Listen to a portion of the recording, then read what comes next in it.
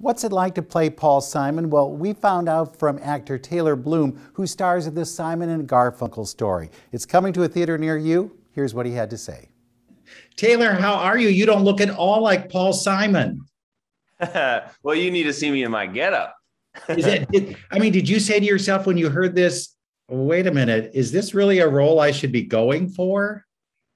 Well, I think it's more about what you bring to the music, and the Paul Simon has a physical way of like embodying when he's playing as well. Like his posture is very specific. So I tried to work on that more than worry about the way my face might look. Did you do a lot of study then? Did you watch films? Did you watch concerts, things like that to see how he actually, and what kind of sense were you able to get from that?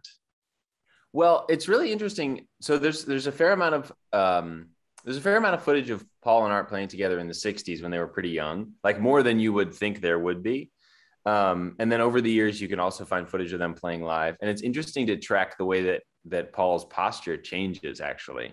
Because when they're in their 20s, there's some footage of them playing, I think in Sweden, there's some stuff of them playing the Kraft Music Hall. And Paul's just this little guy, and he like gives off this really small vibe. Like he doesn't seem like he thinks a lot of himself in that moment. He's just playing the music and singing and stuff. And then if you fast forward to something like the concert in Central Park, he's like the world's biggest rock star. He walks on stage and he's got this big presence and this huge demeanor, and he's very calm.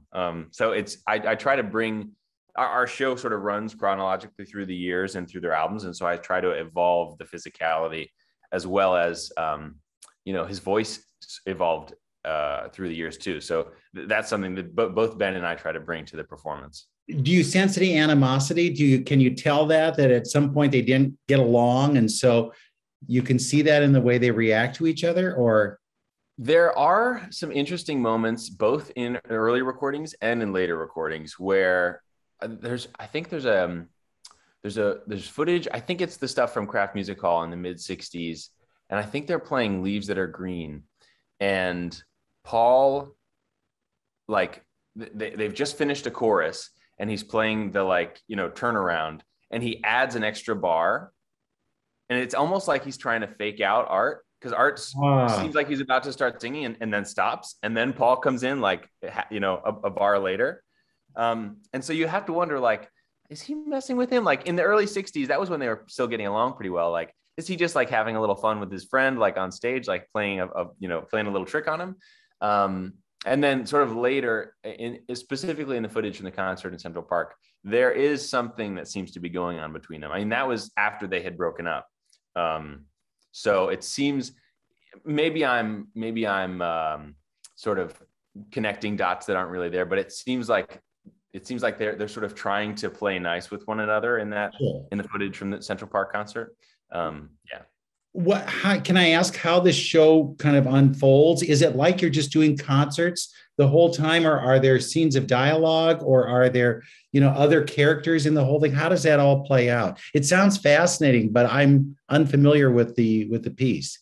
Sure. So it's like there are 6 of us on stage. There's a 4-piece band behind Ben Cooley and myself.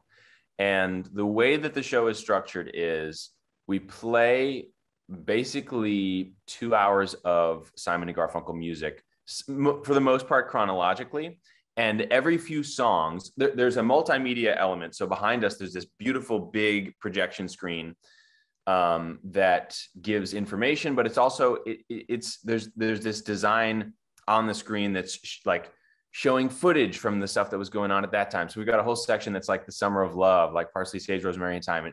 And there's like footage and stuff like from, Woodstock and all these different things going on. So that gives like a historical context to the thing. For younger audiences, it's like, okay, this is what that time period looked like. And for older audiences, it's like, you remember this?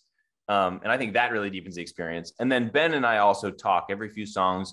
We sort of continue the story in a third person narrative. So it's like, at this time, Simon and Garfunkel had just released this album, and this is what was going on, kind of thing. So you don't say like, this would be really good. Let's pitch this to Mike Nichols for The Graduate. Let's throw that one in.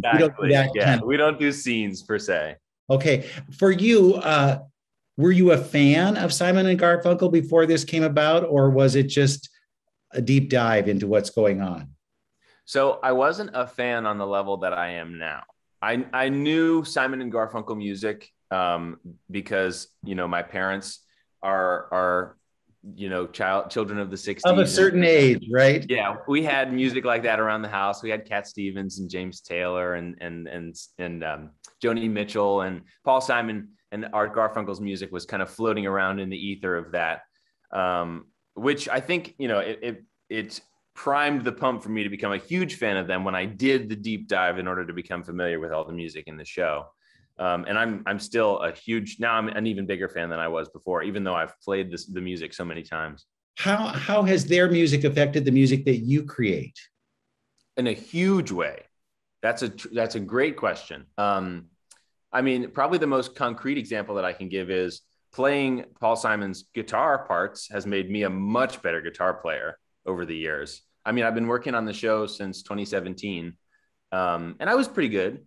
And just playing like intricate finger picking, finger style guitar for on and off for 4 years has really like just raised the bar in terms of my own skill. And I've written songs in the past few years that I couldn't have even played 4 years ago. So that's one huge thing. It's just I'm a much better guitar player after trying to play like Paul Simon plays. Your voice doesn't sound like it's in his range. Are you? I have rather a low speaking voice. Okay, but the singing voice would be in his range. Yes, and that's another thing apart from physicality that Dean Elliott, the director and creator of the show, worked on with me is trying to reach a similar tone vocally, and also in terms of how he like literally forms words when he's singing, which of course also changes over the years. So it's an extra challenge.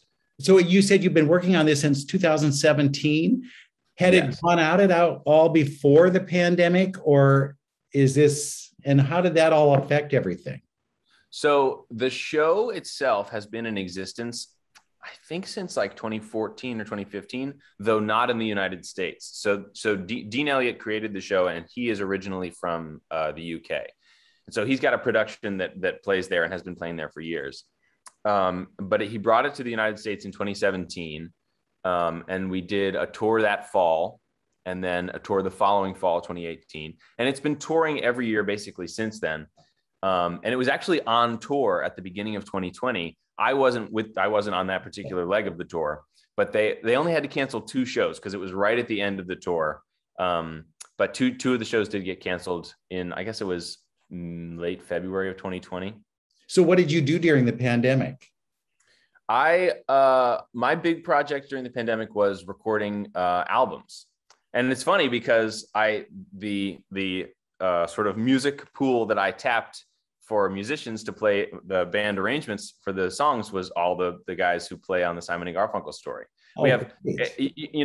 you probably wouldn't think of a tribute show having a world-class band, but they're just amazing. I mean, they're all from San Diego, and they're just incredible players. And so that was my thing during the pandemic is I was like, I've got all this time on my hands. I've got all this original music. Let me record some albums. And they were all super, super enthusiastic about helping me out with that. So how did it turn out? Are they good? Do you go, oh my God, I was glad I had that time to work on it? Definitely. I mean, looking back, I never would have had the time necessary to put into making good albums. And we ended up making 2 of them. When we started out, I was just planning to make one album, and that album was recorded and mixed entirely remotely. So all of the players recorded their own parts. They would sort of send them in to me, and I would say like, oh yeah, I like this. Let's change this up a little bit, and then just send me a version with these notes like incorporated. And so that took a long time. That's a process that you normally do in person, and you can quickly build a song. So doing that across, thousands of miles, it took a little while, but it ended up, the results were pretty spectacular considering those factors. And then the second album, we started working on in March of this year, and it came together a little bit more easily. I brought on another friend of mine named Joshua Lee Turner to produce the album, and he's got a home studio in Brooklyn. So I went to his house basically every day for a week and recorded all my parts. And then he and I got to fly out to San Diego where the rest of the band is. And we actually, went into a studio for a few days. And it's amazing that they were able to crank out 10 songs in like 3 days in a studio. And that one turned out even better because everyone was able to be in the same space. So then how long did this tour then have for rehearsals and get you back in that mode? So fortunately, Ben Cooley, who sings the part of Art Garfunkel, lives about 45 minutes from me. So I'm in Manhattan. He lives out in Queens. And so he and I, before every tour, will get together a few times and go through our parts, because we really have to be locked in. And we never have to worry about the band because they always come prepared and they're always amazing. And so Ben and I just have to make sure that we are on the same page because, as like the harmonies are incredibly intricate and detailed. And so the plan is that we'll all congregate in Little Rock, Arkansas next Sunday, and we'll be there for a week to rehearse as a company, as a band, playing through the whole show, and then we'll open the show. Oh, wow. What do you learn from Simon and Garfunkel's lives? Well, it's kind of an interesting story, the two of them, their sort of meteoric rise and the way that it affected them. It teaches you something about fame, I think, and how difficult that can be to handle they were young guys. They were in their 20s. And when they were huge, they were like a sensation across the planet. And it was just the two of them.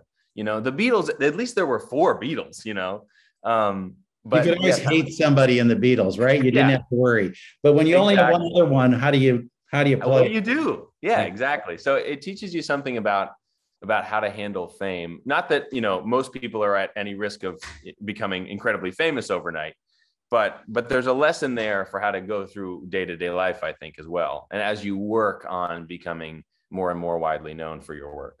Have you thought, I'm assuming that you haven't met either of them, right? I haven't. Have you thought what you would ask them if you saw them? I think if I met Paul Simon, I would be asking him a lot about his early life and his early career playing music.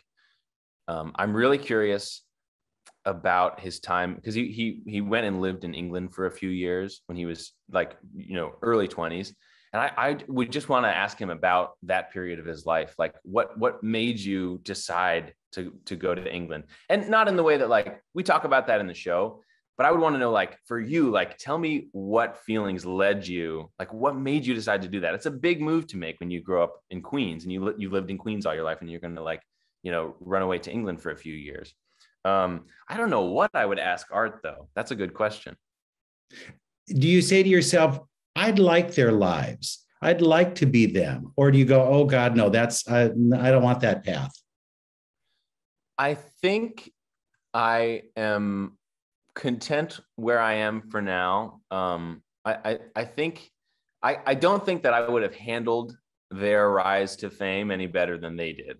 In fact, I probably would have handled it worse. And so I think I would probably say, you guys hold on to that and I'll stick over here for now. And where is your career? Are you an actor who sings, or are you a singer who acts, or where does it fall, and which path do you follow? Well, for the longest time, I've thought myself an actor who sings. And then over the past, 18 months or so, I've had a lot more time to focus on music as a part of my life, and it's been extremely gratifying. And so I'm in a place where I'm beginning to think of myself more as a songwriter who sings and plays guitar and also is an enthusiast of the theater, So how long will you be with this tour? Will it last how long? So this particular leg in the fall, we're only going to be out for about 6 weeks. And then we'll all be home in time for Christmas. And then we turn around and go back out on tour in January. And I'm not the only one who does the Paul Simon role, though I am going to be playing when we're in Sioux City. Right. But so I'll be on tour on and off from January to April, I think. Okay. So you're pretty well locked in for a while. Yes. And it's great because, it's going to be interesting to see how the day-to-day workings of the tour are different with all the precautions that it's going to be necessary for us to take. Sure. But I am really excited because the fact of the matter is that the whole band and the whole crew, we all get along very well. So it's kind of like being on like an extended sleepaway camp with your friends and getting to play music every night. Yeah, it's great. Watch, you'll have this big split and you'll all be fighting, and then you'll have your own show that you can create after that, right? Exactly. The Simon and Garfunkel story. Right, right. Thank you so much, Taylor. I appreciate it. Thank you. It was great to talk to you. Nice to see you. Yes, I hope it's good.